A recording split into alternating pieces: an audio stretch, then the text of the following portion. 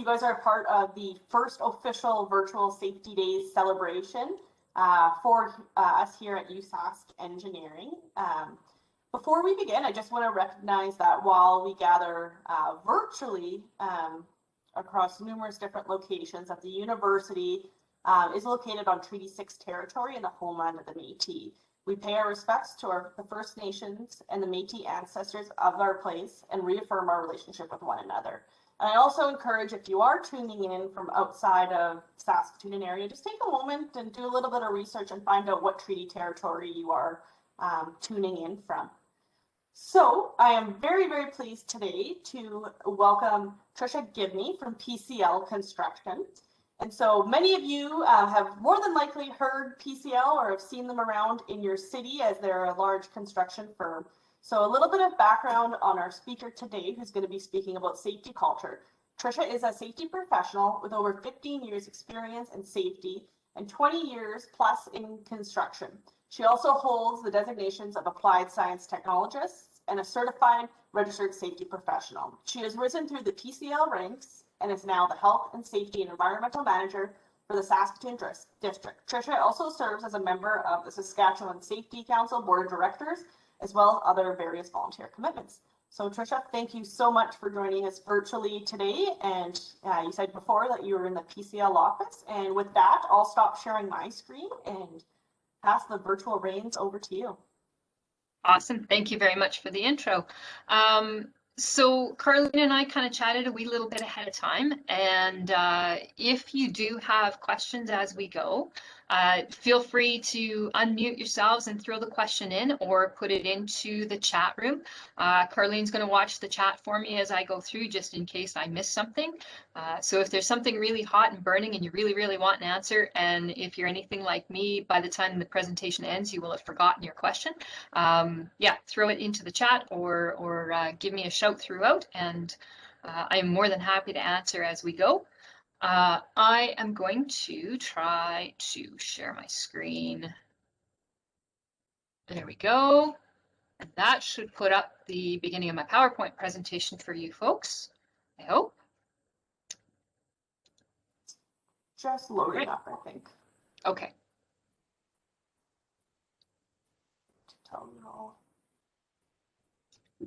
Shows me it's sharing. No, it doesn't. Let's try this one again. How's that? Now we're cooking. Perfect, you're good to go. Now we're cooking with bacon grease. All right, so my very shameless little plug with the Pcl logo, and this is all that I will force it on you for the rest of my time with you this afternoon. Yeah, we are going to talk a little bit about building success and how culture fits into that, and a few other little things. So before we get deep into this, as Carlene mentioned, I started out my adult-ish life as a civil technologist. I have absolutely grown to love everything about construction, the sights, the smells, the sounds. There is nothing about it that I don't enjoy. There is no 2 days that are ever the same, and that keeps life very interesting. There are days when I could use with a little less excitement sometimes, but so I started out in the engineering field. As I grew, I saw an opportunity for myself in a little bit of a different role. Still involved with construction, but I got into safety about 15 years ago. I was asked specifically to speak to you folks about culture today. I'm probably going to diverge a little bit, but there's a lot of stuff that feeds into a good safety culture and a good workplace culture from a lot of different aspects. So questions for you folks, and you can see I've got them kind of pinned up there already. Can anybody tell me, as an employee in Saskatchewan, as a worker in Saskatchewan, do you know what your 3 basic rights are?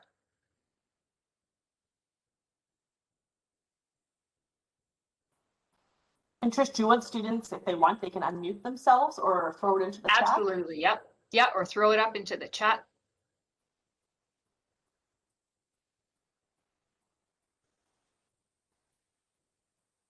So let's see who's going to be brave and flip off their microphone quickly.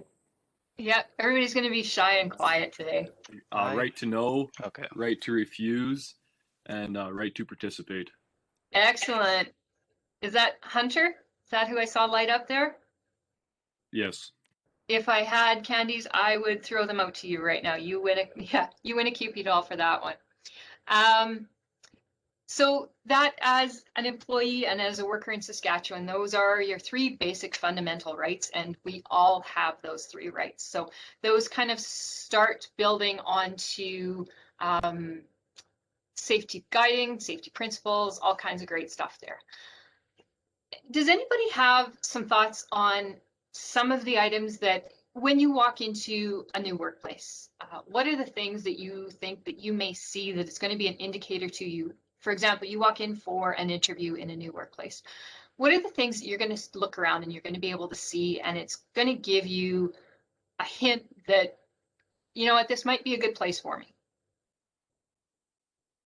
And again, feel free, just toss those answers out or put them up into the chat.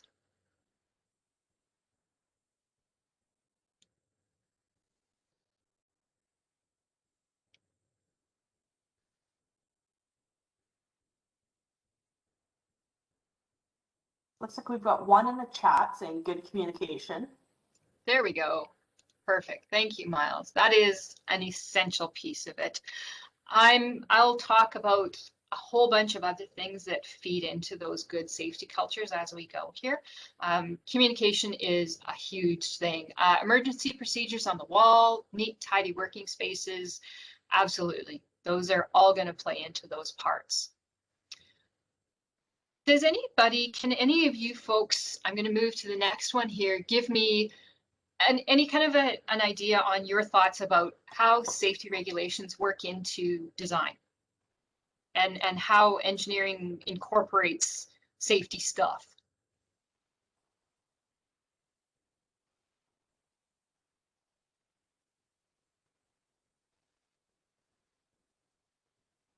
You might have like a minimum or a maximum weight loads or any standards you have to adhere to in order to keep people safe. Perfect. Thank you, Curtis. That's a really great example.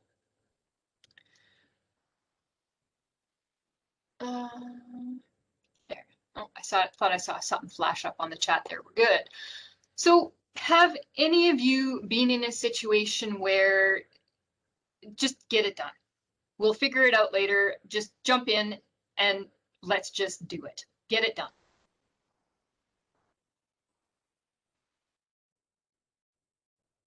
And I'll give you a little bit of an insight to where this comes from. I saw Carlene and Rochelle shared with me, there was a whole load of really great questions that were put in before the presentation here. And one of the questions was, is it ever advisable to risk your own health and safety to do a job?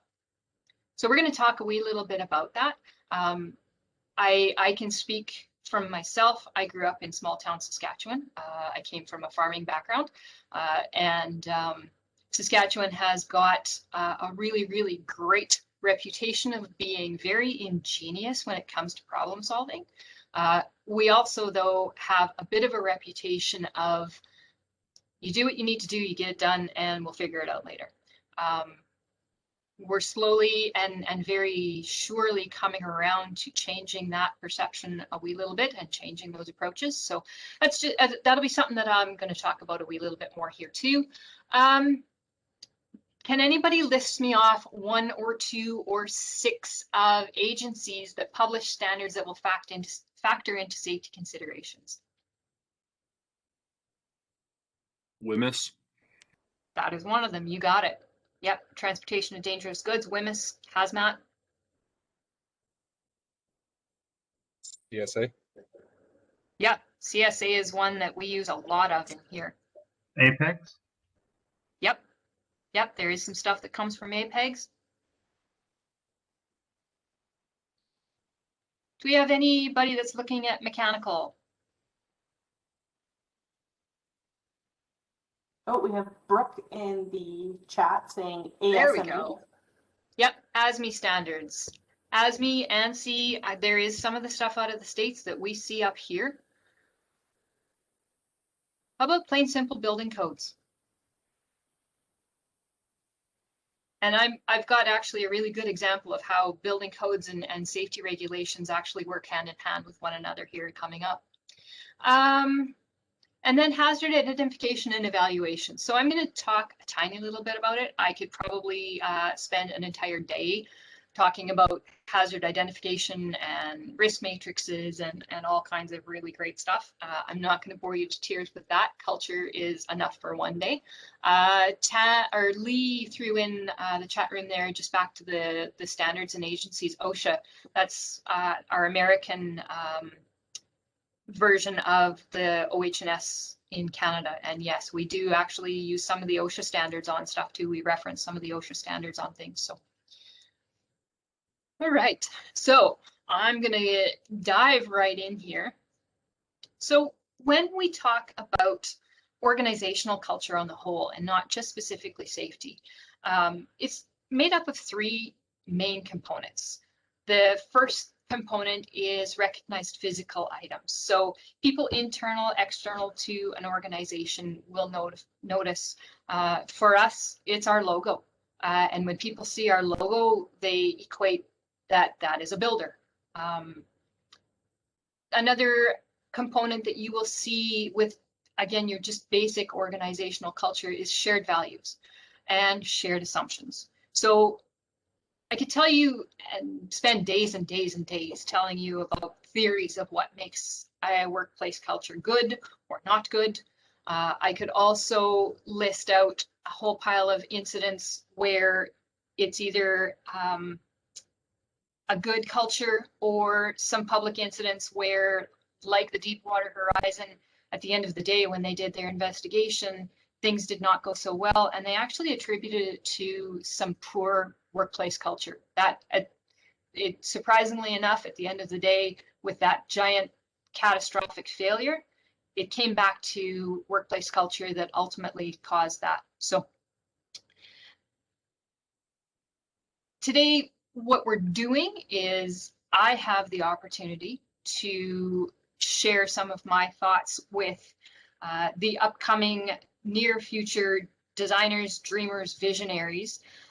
So how do you, when you go into a new workplace, fresh minds in the industry, how are you able to actually affect the culture in your workplace, especially a safety culture?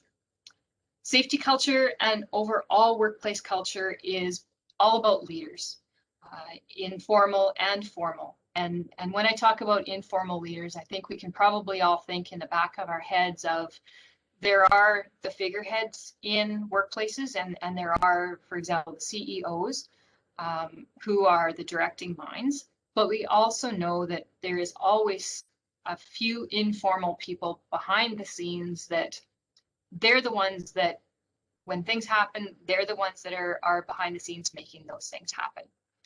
You will very, very quickly come to learn the personality of your new workplaces. And that's essentially, at the end of the day, that's what culture can really easily be boiled down to, is what is the personality of a new workplace? So you're going to learn that personality, and you are also in time going to be the ones that teach that personality and that new culture to those who are coming in after you. So when we talk about that, what does the good look like? So if you sit back and you take a look around, and once you get a little bit of a feel for new workplaces, do people feel a sense of responsibility for each other? Is it I look after you and you look after me and we all go home at the end of the day? Or is it a, you know what, you're on your own for this one. Sorry, I ain't helping you. I'm busy doing my own thing. Do people share responsibility when things go wrong, or do they look to blame? Is it we as a collective group can do a lot better next time, or that person, they screwed up big time and this is all on you, sunshine? The next thing that you will see is, do people support each other for being cautious about safety, or do they ridicule one another for not taking chances? Is it if there is an opportunity where we need to change things, we need to step back, we need to think through things, is that supported, or is it a quit being such a wimp, let's go get it done? And then how do people react when things don't go as planned? Do the known practices and procedures get brought into play? Or do the wheels fall off the motorhome and people start bailing out in respirators and white underwear? Those are good indicators to what safety culture is going to look like, feel like, the things that you can not always tangibly reach out and touch, but they will sit with you, they will resound with you. So now you're thinking, I'm going to be an engineer, I'm not going to be a safety person. Are there not people that look after that? And when you think that, you're actually not totally wrong. There are people who can teach you an entirely new and different set of skills to make you ultimately a better rounded and a wiser professional. And then, like I said, you as that can take that knowledge and share that newfound personality to make your workplace a stronger place. So as you're going through just on a daily basis, make note of the items that you appreciate, that work well for you. Make note of the things that rub you the wrong way, raise your hair, you get that little tweak in the pit of your stomach that, yeah, you know what, something's just not quite right here. Remember these things as you rise and grow. Let's talk a little bit about stepping away strictly from your chosen profession and building in components that make you that professional just a little bit better than the rest. To be a safety leader, it does not mean that you need to know everything about safety, but there are some things that you do need to know. First and foremost, you need to understand that safety fits into your role in some way, shape, or form. It's not someone else's job. One of the most valuable pieces of advice that I was given after I started from PCL, we have some of our superintendents that this has been construction and this company have been their lives since they were about 16 years old. And we have some very, very wise people and some people that are very, very good at their jobs. One of the pieces of advice that I was given is there is no job that is not your job. That does not mean that you need to be an expert in every scope of the work. You don't need to know the ins and outs of the finance department. You don't need to know the ins and outs of the procurement department. You don't need to know the ins and outs of the safety department. But you do need to know a little bit about each one of those to make you a really well-rounded person. You don't need to know, for example, specifically the act, the regulations, regulated or required supplements and standards verbatim when we talk about safety. But you do need to know that they exist, and you also need to know who is my go-to person when I have a question about these things. This will apply to both you in your workplace itself, and it will also apply in the workplaces that you're going to design and build. We've talked about the rights, the responsibilities as a worker and a professional. It still is important, like I said, you don't need to know that all of the regulations and all of the acts and all of the stuff, but you do need to know when to incorporate, what to incorporate, and the points where you kind of need to stop and stand back and take a quick little look, and it's like, okay, I feel like I'm missing something. Where do I need to look? Who do I need to talk to? So find your go-to person, but do keep in mind that you are responsible for more than just one simple role. The next thing when we talk about building a good safety culture is build safety in. Don't make it a standalone entity. Don't make it an and. We do health and safety and engineering. Make safety part of the engineering portion. Be mindful with your designs. What you will learn with the institution where you are now are the technical bits and the theories of making a good structure or a good system. What you need to learn once you leave is how to make those workable, thoughtful end results. So I have a case in point. Before I came to PCL, I worked for the city of Saskatoon. A couple years before I left, we were putting together some plans for new facilities at the water treatment plant. We had a mechanical room, which was 2 floors in total height, just simply because of the configuration of it. A 1 meter wide corridor through the main area of the room, a 30-inch wide door, and lights at the very mounted on the ceiling of the room. So the lights were 24 feet high, and they were also 6 feet back off of that main corridor, over top of mechanical equipment.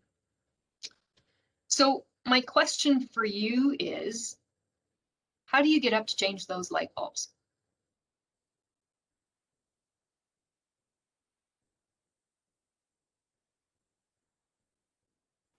You could use a ladder, but that means that, sorry, there was somebody piping in. Maybe design scaffolding or some sort of way to have ladders that go up there so you can maintain those things. Yep, that's one great way. When we challenged our designers at that point, they said, well, how come they can't just get up there on a ladder? The way that the mechanical equipment was configured in there, you could not get a step ladder fully spread out in there to use a step ladder. So then we stepped to, okay, so how about an aerial work platform? We could get one in, but because of the size of the door to get in there, you can't get a platform wide enough and with enough reach to get that 6 feet back. We actually ended up coming to some extensions, a few retrofits for that, but it's something that had it been given some thought ahead of time and had just the simple functionality of a workspace been thought through, the mechanical equipment in there was amazing. They had done really great things about installing valves at waist level, so that for the piping that was up on the ceiling, the valves had an extension, so you could get in and you could turn the valves on and off, you could access all the mechanical equipment. But just simply the things of the little tiny thing of, how do you change a light bulb? Those are things that, when I say don't make safety and a standalone entity and build safety in, those are the things that I talk about. So then we also talk a little bit about taking your time and being thoughtful. Now, I understand that great designs take a lot of time. I also understand that we have timelines on stuff and we can't take all the time in the world to do things. Oddly enough, there never seems to be enough time to do things right the first time around, but somehow we always manage to find the time to do it again the second time around when we've screwed it up. At what cost does this come? That means that the time that we had to take and do it again the second time, it gets robbed from something else further down. So I say this just so that, again, it's something to keep in the back of your heads. Make time and do things right the very first time. Plan for changes, because they're going to happen. Things don't always go as you envision them, even when you do the most minute details. It's important to have that backup in your pocket. It may simply be a reshuffle of a couple people or a couple components, or sometimes it can be calling everybody out of the swimming pool while you regroup. Breathe deeply, assess, manage the change, but don't be afraid to call it and say, whoa, we need to stop and we need to think this through and we do need to make a change.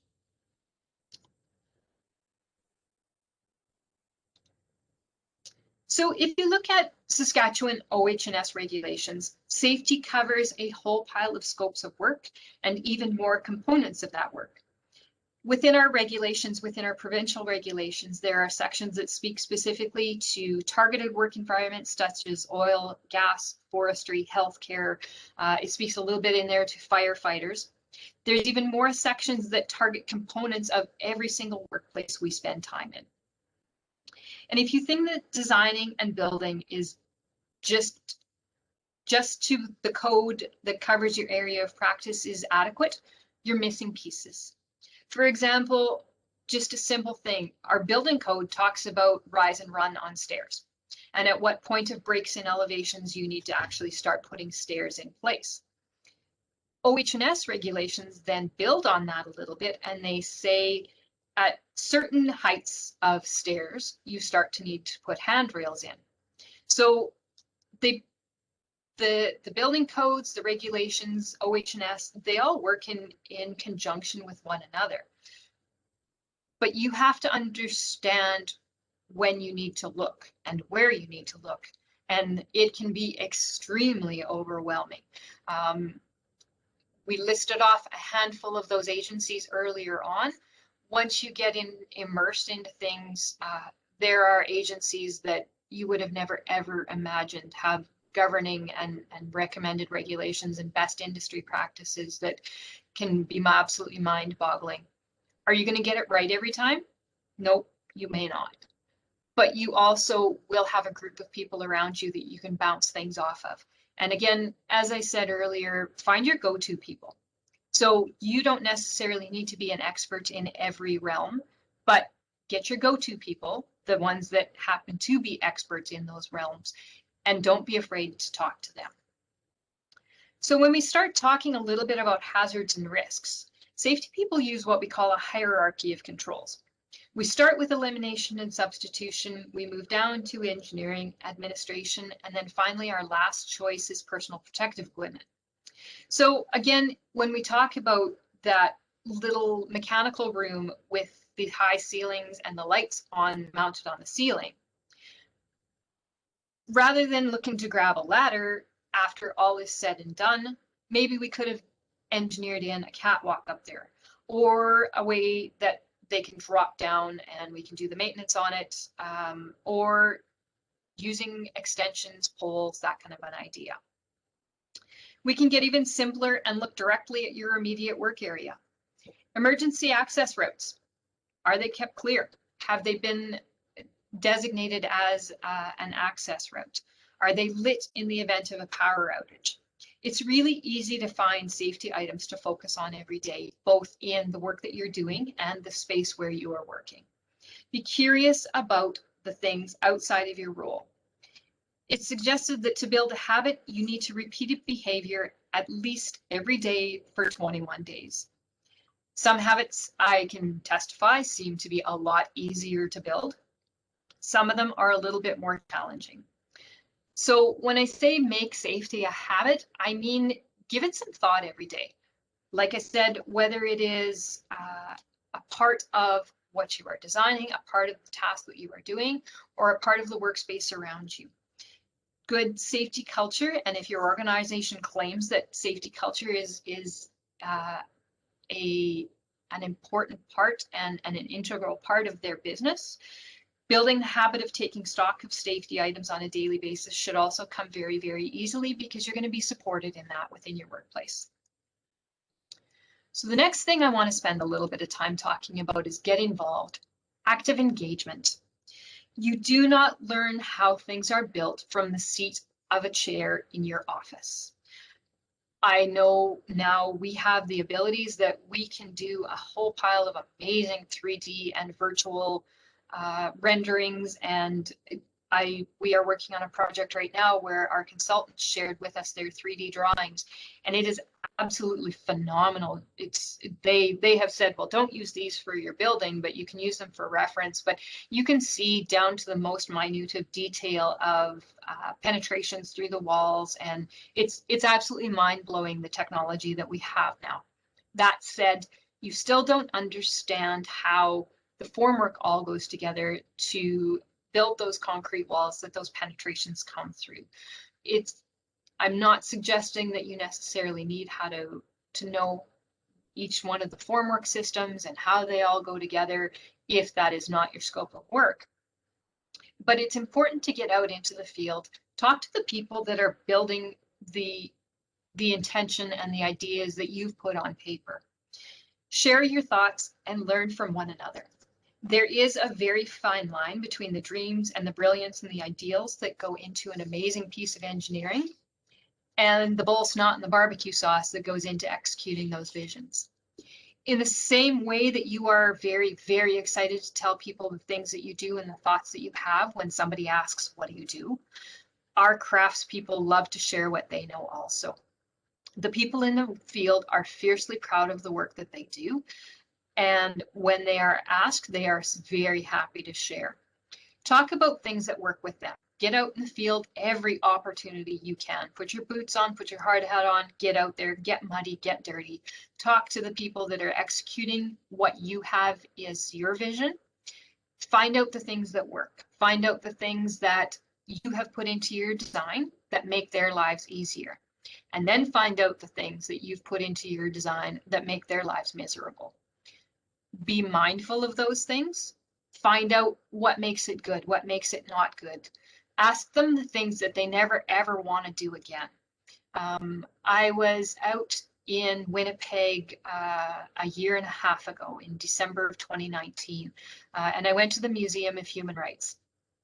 If any of you have had the privilege of being in that building, you will know that there, on the exterior of the building, there is not a flat surface on the entire exterior of the building. All of the glass, each pane of glass on that building was specially manufactured for that building because each of it has a unique curvature to it. If you look at the curtain wall inside of there, the curtain wall alone is just absolutely phenomenal. It is a stunning building, and the visionaries that came up with the design and the thoughtfulness of that building it is mind-boggling when you look. It was also mind-boggling to construct that building. I've talked to a few of the people that were involved with the building itself, and it was mind-boggling, the thought that we as builders had to put into it to make it happen. And we did it, and it turned out absolutely phenomenal. But there are things that, you know what, had we been able to have that communication at the design stage of things, there's things that could have been made an awful lot easier. So like I said, every opportunity you can, get involved, get out, get into the field, talk to people, be a good communicator. It's also going to be really important when I talk about communication.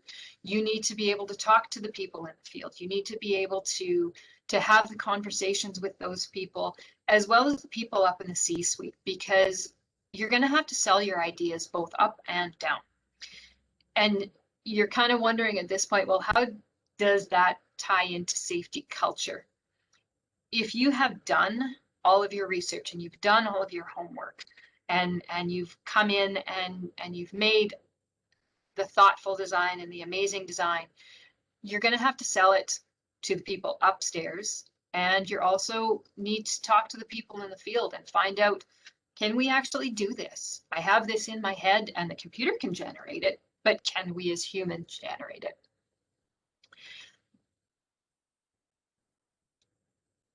Accessible, open, and honest.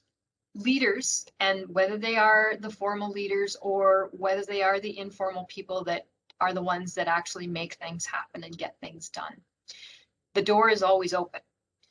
Never ever for a moment assume that you know everything. If there is a single day that goes by and you have not learned something new, you wasted a day.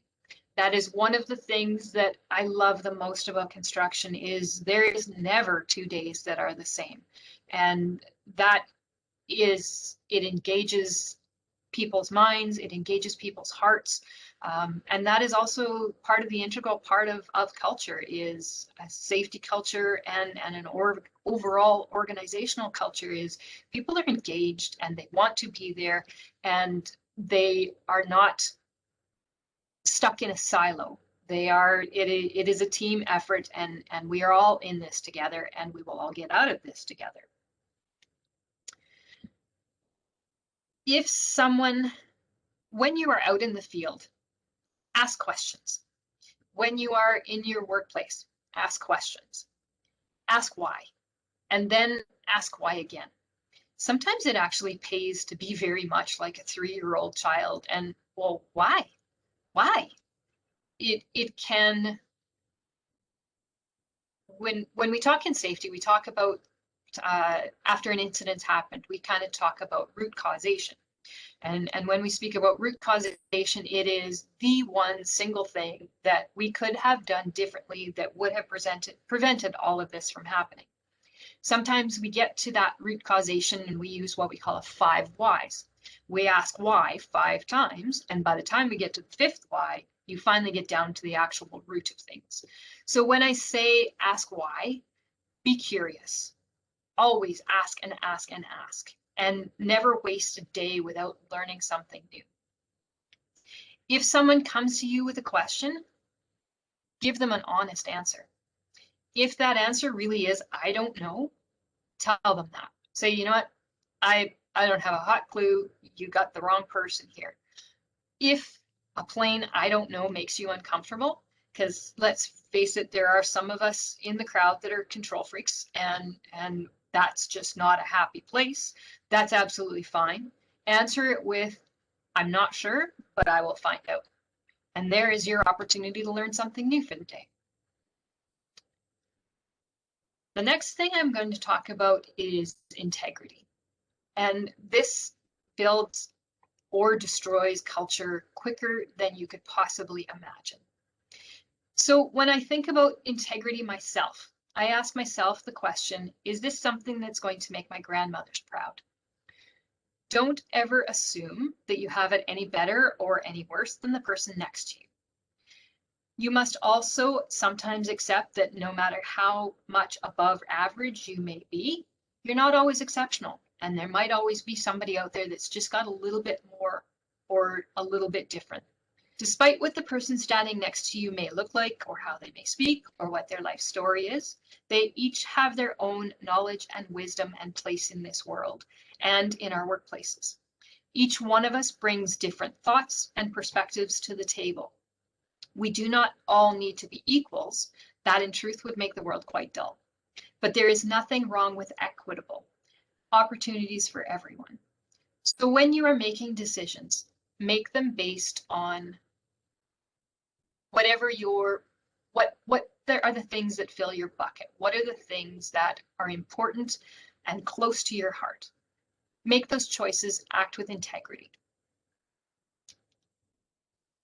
So summing things up, building a strong safety culture in a workplace is actually very similar to building a structure or a system. It's made up of bits and pieces all assembled together in just the right configuration. Items like responsibility, ownership, curiosity, communication, focus, change management, engagement, accessibility, integrity, not only build a strong overall culture, but the balance between safety, production, and quality will also strengthen. If you do a little bit of diving and a little bit of digging, it is very, very rare that a company that has a poor overall safety culture will have an otherwise healthy workplace culture and be operational, effective, and financially healthy. One component of that will always affect the others in some way. It's like the old milk stools and 3 legs on the milk stool. Each of those 3 legs, if you take away one leg, your stool is going to fall over. Safety culture and your productivity and your operations, your effectiveness are all integral, and they're all aligned, need to be aligned together. Strong leaders, both informal and formal, combined with engaged employees, will build and maintain the pillars that are necessary to sustain a healthy safety culture. And that, my friends, is all that I have prepared for you folks today. I've left a fair little bit of time at the end of things here for open mic time or some questions that you might have specifically, or anything that I talked about that wasn't exactly clear and has left you scratching your head a little bit. So I'm going to turn it around and open it up to you folks to lead me a little bit now.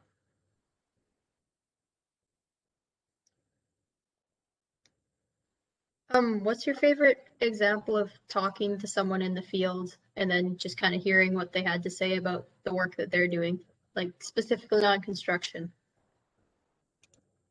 You know what? One of my favorite opportunities is I will go out and I'll engage somebody, and I talk to perfect strangers every day. I don't necessarily, I didn't have the opportunity necessarily to be on one site day in and day out. So different sites, different people. One of the things that I will always ask is, what is it that we can do to make your job easier? And that is one of the things that so many people are just, they're taken aback by, because very rarely does anybody stop and ask them, how do we do this easier? How do we do it better? You're the one with the hammer or the tool or whatever it is. How do we do it better? So that's one of the most valuable pieces, and it's really, really simple. It's just a simple conversation of, okay, so you're the guy that's doing this. How do we do it? Up on the chat, what is the worst safety violation you are allowed to talk about?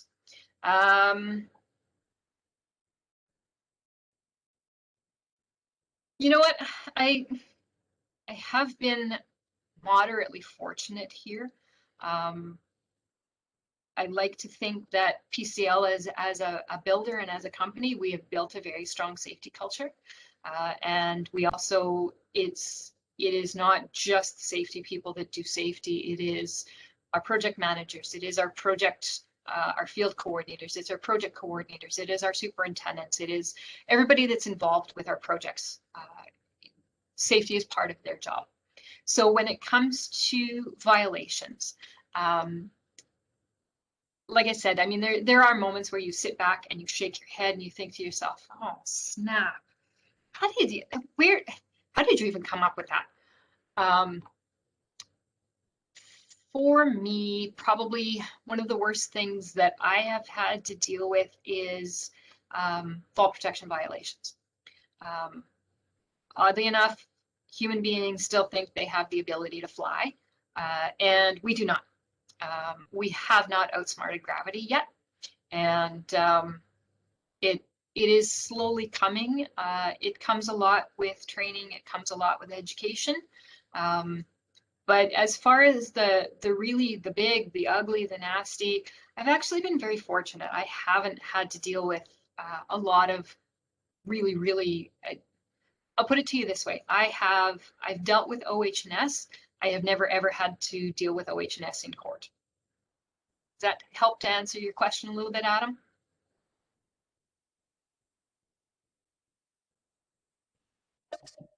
Yeah, all right. I saw somebody else had a hand up. There's Mohammed. Fire away, Mohammed. Okay. In different situations, we shoot different things for safety. For example, in different phases, such as excavation or structures. And one you mentioned, using a scaffold instead of like ladders. Where can find detailed situation and find the solutions for that? Is there any resource for that, or such as building codes or something like this? You know what?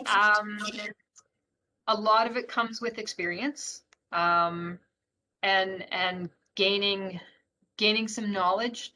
A lot of it will come from your go-to people.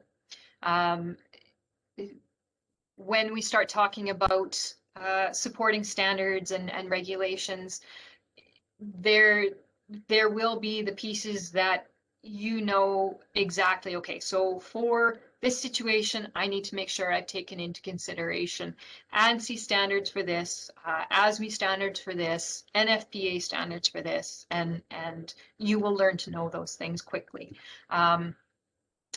There's no guidebook. There's no easy button that you can hit and all of your answers quickly populate for you. There's some trial and error, and being having your go-to people is going to be your best tool.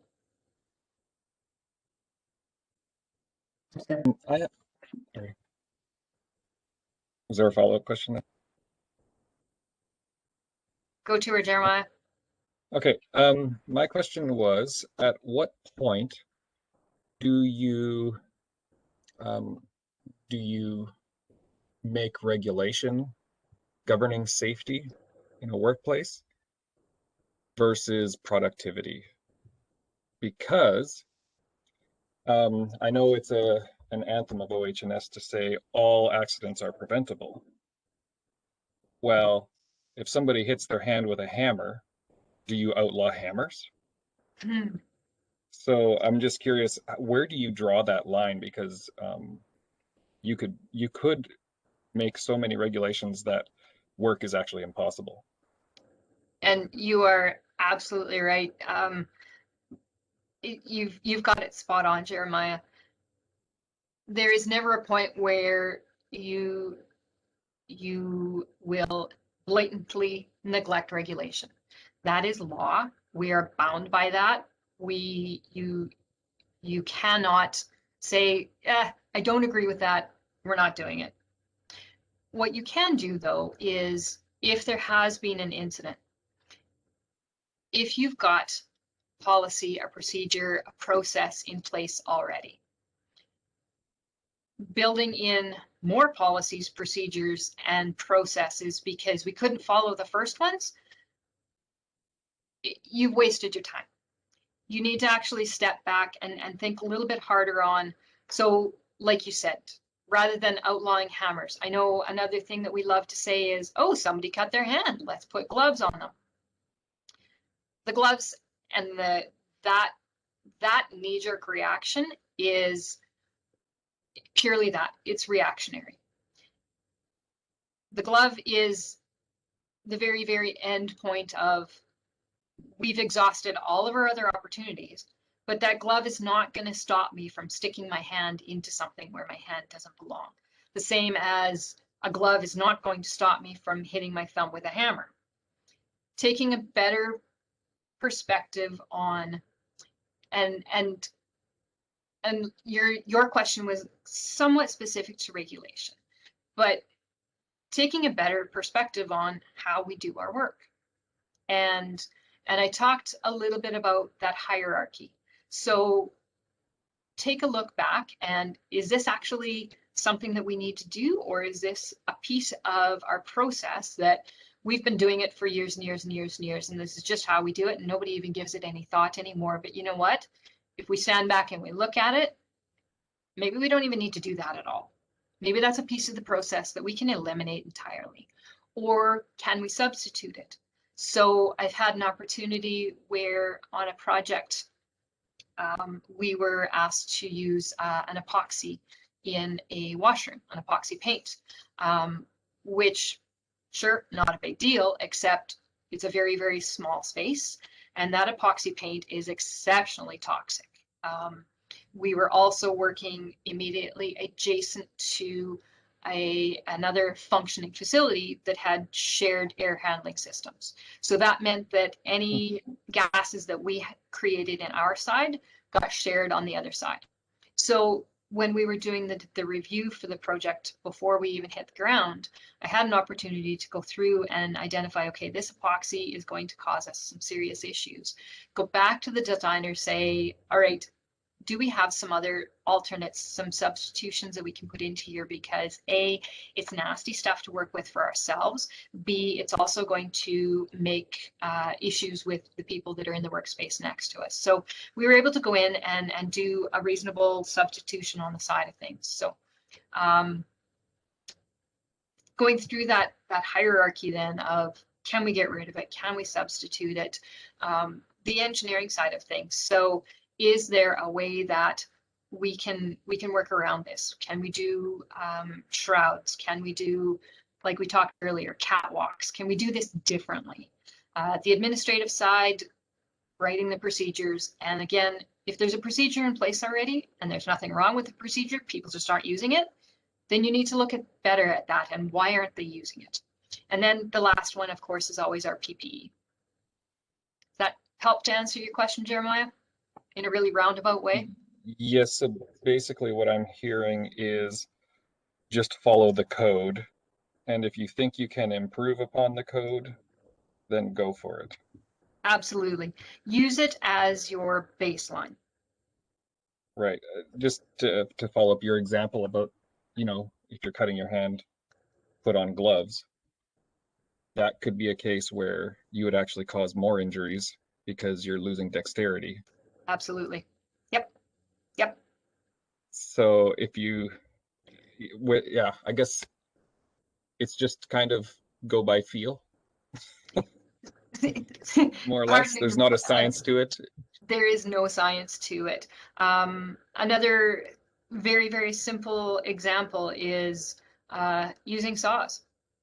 So instead of making a whole pile of cuts with a saw in the field, can we take it to a prefab shop where we can use a table saw? Things like that. Okay, thank you. I did see earlier somebody had their hand up and it's disappeared on me. That would have been me because my question got immediately asked anyways. Perfect. All right then.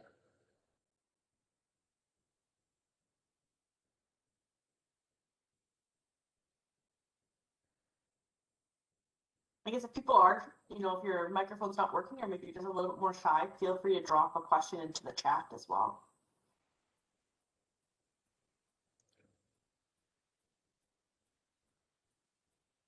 And I'm also going to be in the roundtable stuff on Friday again too. So if there is, as you sit and ruminate on this stuff a little bit, if you come up with more questions or have a little bit more digging you want to do, by all means, I don't have a problem.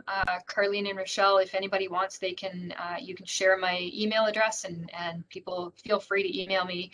I don't have a problem at all with sharing information that way.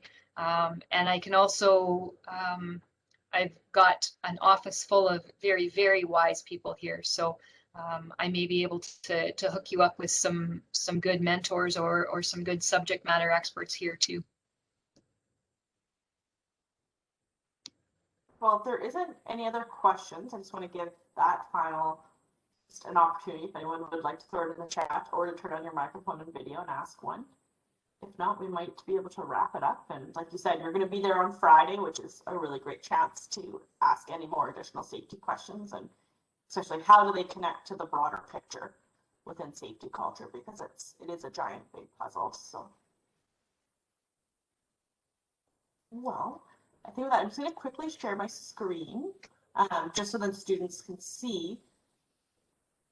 Just let me know, Trisha, if you can see that there. There it is. Yep. So I guess first and foremost, Trisha, is a big thank you to you. That was a really great presentation, and I hope students found it very enjoyable. And I think I wrote down too, I love the be accessible, be open, and be honest. And I just think that's something that not only can you apply in, when the students go on to become professional engineers, but they can apply now. If you are, once we're back in person and working in a lab and you see someone being unsafe or just even goofing around out in the bowl, right? Like, it's just be accessible and be open and be honest, and hopefully that'll kind of develop and foster that safety culture. So with that, I do want to mention that if anyone would like to go back and rewatch it or is tuning in later, or maybe had to leave to a class, this has been recorded and it will be shared to YouTube later tonight. We do have to wait a little bit of a lag for WebEx to save it onto their cloud and then send it over to us. And just a reminder that tomorrow's session is on equity, diversity, and inclusion. And like Trisha had mentioned, she'll be back on Friday for that whole inclusive, bringing everyone who spoke during the week together to have a great conversation with Suzanne. So with that, a round of applause. Trisha, thank you so much for being a part of our first virtual safety days and leading the charge and doing our first ever session. So if you guys would like, feel free to put in the little thank you or a little note for Trisha in the chat. But with that, we'll let everyone go and to sign off. Or if you do have questions, feel free. I guess we've got a couple more minutes to hang on and yeah, I'll stick around for a few minutes here yet too. Thank you very much for your time today, folks.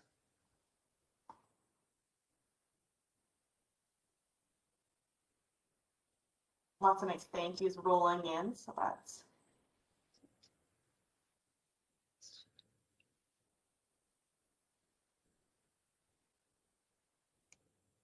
I had a question for Carlene, actually. yes, for sure. The we're to be writing quizzes for these events, and how are those given to us? So did you get the email for the session with the lock-in information? It would have been sent from myself, depending on when you're registered, to come on Saturday, Sunday, or this morning. I don't think so. So what you'll also do, I'll be replying back to everyone that registered for Safety Days. As long as your email's on the Eventbrite, I'll be sending that quiz there. But what I can do right now is actually throw it into the chat.